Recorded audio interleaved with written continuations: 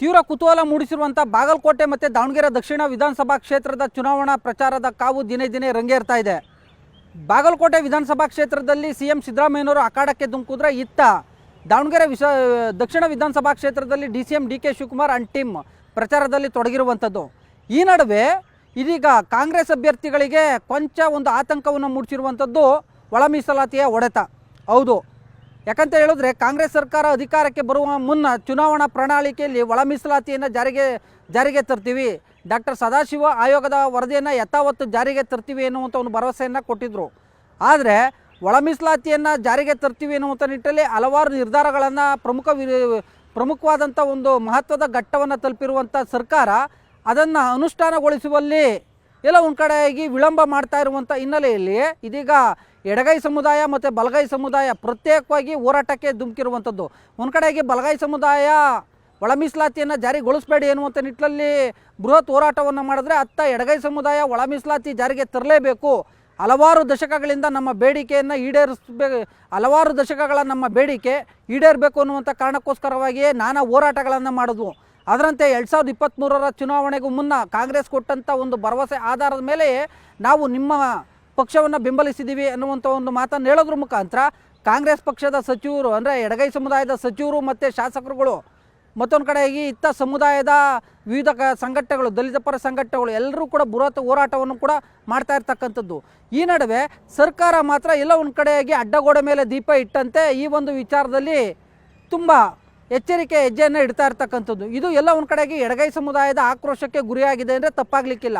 So ಹೀಗಾಗಿ ಈ ಒಂದು ರಾಜ್ಯ ಸರ್ಕಾರದ ಧೋರಣೆಯನ್ನು ಖಂಡಿಸಿ ರಾಜ್ಯದ ಹಲವು ಜಿಲ್ಲೆಗಳಲ್ಲಿ, ರಾಜ್ಯಾದ್ಯಂತ ಪ್ರಮುಖವಾದಂಥ ಜಿಲ್ಲಾ ಕೇಂದ್ರಗಳಲ್ಲಿ ಅಮರಣಾಂತ ಉಪವಾಸ ಹೋರಾಟಗಳು ನಡೀತಾ ಇದ್ದಾವೆ.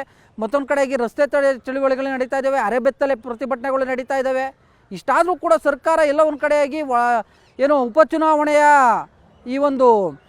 ಉಪಚುನಾವಣೆಯ ನೆಪದಲ್ಲಿ, ಅದರಲ್ಲೂ ಕೂಡ ಚುನಾವಣೆಯ ನೀತಿ ಸಂಹಿತೆಯ ನೆಪದಲ್ಲಿ ಈ ಒಂದು ವಿಚಾರದಲ್ಲಿ ವಿಶೇಷ ಸಚಿವ ಸಂಪುಟ ಸಭೆಯನ್ನು ಕೂಡ ಮುಂದೂಡಿರ್ತಕ್ಕಂಥದ್ದು. ಮತ್ತೊಂದು ಕಡೆಗೆ ಯಾವುದೇ ರೀತಿಯಾದಂಥ ಒಂದು ಸ್ಪಷ್ಟ ನಿಲುವನ್ನು ಘೋಷಣೆ ಮಾಡದೇ ಇರತಕ್ಕಂಥ ಹಿನ್ನೆಲೆಯಲ್ಲಿ ಸಹಜವಾಗಿ ಈ ಎರಡೂ ಕ್ಷೇತ್ರಗಳಲ್ಲಿ ಬಾಗಲಕೋಟೆ ಮತ್ತು ದಾವಣಗೆರೆ ದಕ್ಷಿಣ ವಿಧಾನಸಭಾ ಕ್ಷೇತ್ರದಲ್ಲಿ ದಲಿತರು ಈ ಒಂದು, ಅದರಲ್ಲೂ ಕೂಡ ಭಾಳ ಮುಖ್ಯವಾಗಿ ಎಡಗೈ ಸಮುದಾಯ ಕಾಂಗ್ರೆಸ್ನಿಂದ ವಿಮುಖವಾಗುವಂಥ ಒಂದು ಸಾಧ್ಯತೆಗಳಿದ್ದಾವೆ.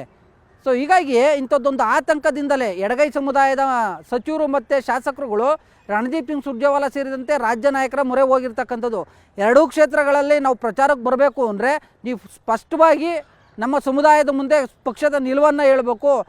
ಯಾವಾಗ ಈ ಒಂದು ಒಳ ಮೀಸಲಾತಿಯನ್ನು ಕಡ್ಡಾಯವಾಗಿ ಅನುಷ್ಠಾನಕ್ಕೆ ತರ್ತೀವಿ ಎನ್ನುವಂಥ ಒಂದು ಮಾತನ್ನು, ಈ ಭರವಸೆಯನ್ನು ಆ ಮೂಲಕವಾಗಿ ಪ್ರಚಾರ ಸಂದರ್ಭದಲ್ಲಿ ಭರವಸೆಯನ್ನು ಕೊಟ್ಟರು ಮಾತ್ರ ನಾವು ಪ್ರಚಾರಕ್ಕೆ ಬರ್ತೀವಿ ಅನ್ನುವಂಥ ಮಾತನ್ನು ಹೇಳಿರ್ತಕ್ಕಂಥದ್ದು. ಸೊ ಹೀಗಾಗಿ ಇವತ್ತು ದಲಿತ ಸಚಿವರು ಮತ್ತು ದಲಿತ ಶಾಸಕರು ಮತ್ತು ದಲಿತ ಮುಖಂಡರ ಜೊತೆ ದಾವಣಗೆರೆ ದಕ್ಷಿಣಕ್ಕೆ ಓಡೋಡಿ ಹೋಗಿರ್ತಕ್ಕಂಥ ಸುರ್ಜೇವಾಲಾರವರು ದಾವಣಗೆರೆ ದಕ್ಷಿಣ ವಿಧಾನಸಭಾ ಕ್ಷೇತ್ರದ ಹಲವಾರು ಕಡೆ ಪ್ರಚಾರದಲ್ಲಿ ಕೂಡ ತೊಡಗಿರುವಂಥದ್ದು.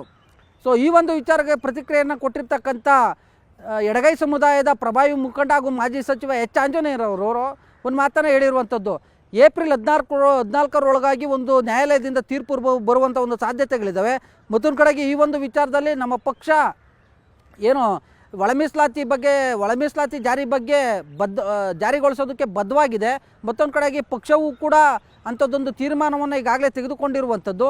ಹೀಗಾಗಿಯೇ ಹೈಕಮಾಂಡು ಇವತ್ತು ಅನೌನ್ಸನ್ನು ಮಾಡುತ್ತೆ ಅನ್ನುವಂಥ ಮಾತನ್ನು ಹೇಳಿರುವಂಥದ್ದು. ಒಟ್ಟಾರೆ ಹೇಳಬೇಕು ಅಂದರೆ ಎಲ್ಲ ಒಂದು ಕಡೆಯಾಗಿ ಉಪಚುನಾವಣೆಗೆ ಒಳ ಮೀಸಲಾತಿ ಹೊಡೆತ ಬೀಳ್ಬೋದು ಅನ್ನುವಂಥ ಒಂದು ಆತಂಕ ರಾಜ್ಯ ನಾಯಕರಿಗೆ ಕಾಡ್ತಾ ಇರ್ತಕ್ಕಂಥ ಹಿನ್ನೆಲೆಯಲ್ಲಿ ಇದೀಗ ಹೈಕಮಾಂಡ್ ಮೊರೆಯನ್ನು ಹೋಗಿದ್ದಾರೆ. ಮತ್ತೊಂದು ಕಡೆಯಾಗಿ ಈ ಒಂದು ಒಳ ಮೀಸಲಾತಿ ಹೊಡೆತ ಬೀಳಬಾರ್ದು ಅನ್ನುವಂಥ ನಿಟ್ಟಲ್ಲಿ ಇದೀಗ CM ಸಿದ್ದರಾಮಯ್ಯನವರು ದಾವಣಗೆರೆ ದಕ್ಷಿಣ ವಿಧಾನಸಭಾ ಕ್ಷೇತ್ರದಲ್ಲಿ ಮತ್ತು ಬಾಗಲಕೋಟೆ ವಿಧಾನಸಭಾ ಕ್ಷೇತ್ರದಲ್ಲಿ ಯಾವ ರೀತಿಯಾಗಿ ಈ ಒಂದು ದಲಿತರ ಒಂದು ಮತ ಸೆಳೆಯುವಂಥ ನಿಟ್ಟಲ್ಲಿ ಏನೆಲ್ಲ ಭರವಸೆಯನ್ನು ಕೊಡ್ತಾರೆ ಮತ್ತು ಯಾವ ಕಾರ್ಡನ್ನು ಪ್ಲೇ ಮಾಡ್ತಾರೆ ಅನ್ನೋದನ್ನು ಕಾದು ನೋಡಬೇಕಾಗಿದೆ. ಈ ವಿಡಿಯೋ ನಿಮಗೆ ಇಷ್ಟ ಆಗಿದ್ರೆ ಲೈಕ್ ಮಾಡಿ, ಕಾಮೆಂಟ್ ಮಾಡಿ, ಶೇರ್ ಮಾಡಿ. ಕ್ಯಾಮ್ರಾಮನ್ ಶ್ರೀನಿವಾಸುಲು ಜೊತೆ ಹೆಬ್ಬಾಕ ತಿಮ್ಮೇಗೌಡ, ನ್ಯೂಸ್ 18 ಕನ್ನಡ, ಬೆಂಗಳೂರು. ನಿರ್ಭೀತ, ನಿಷ್ಪಕ್ಷಪಾತ, ವಿಶ್ವಾಸಾರ್ಹ ಸುದ್ದಿಗಳಿಗೆ ಮತ್ತೊಂದು ಹೆಸರಾಗಿರುವಂತ ನ್ಯೂಸ್ 18 ಕನ್ನಡ ಈಗ ಆಪ್ನಲ್ಲೂ ಲಭ್ಯವಿದೆ. ದಯವಿಟ್ಟು ಇಲ್ಲಿರುವ QR ಕೋಡ್ ಅನ್ನ ಸ್ಕ್ಯಾನ್ ಮಾಡಿಕೊಂಡು ಆಪ್ ಅನ್ನ ಡೌನ್ಲೋಡ್ ಮಾಡೋದಕ್ಕೆ ಮರಿಬೇಡಿ. ನಿಮ್ಮ ಬೆಂಬಲ ಹೀಗೆ ಸದಾ ನಮ್ಮೊಂದಿಗಿರಲಿ. ಧನ್ಯವಾದ.